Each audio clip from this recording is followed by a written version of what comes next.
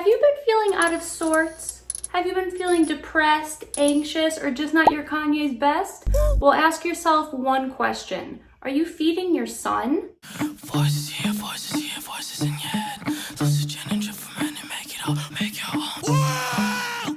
Making sure that you're feeding your sun is a very important part in order to feel your Kanye's best. So what I mean by feeding your sun is figuring out where your sun is within the birth chart, figuring out which sign, I'm sure you already know what sign, but most importantly, which house it's in.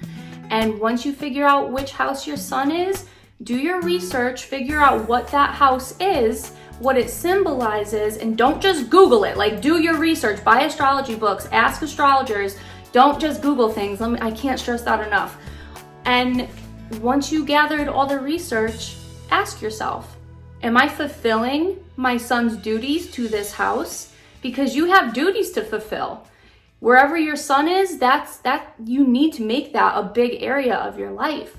Your birth chart is the coding to you, and if you go off the code, you're not gonna feel right. You're not gonna feel your Kanye's best. You may feel anxious, you may feel depressed, you may feel lonely, you may just feel like something's off.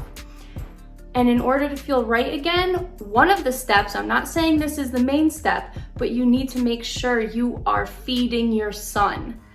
Let me just give you a small example. Say your sun was in the first house and in Aries. Let's say you are in Aries and you have your sun in the first house, double whammy, and you aren't feeling right. Something doesn't feel right. You're depressed, you're anxious, you just feel off.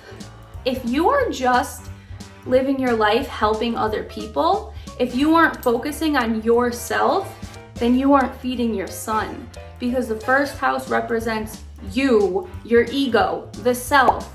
And if you're too busy focusing on other people and helping others more than yourself, then you're not feeding your sun.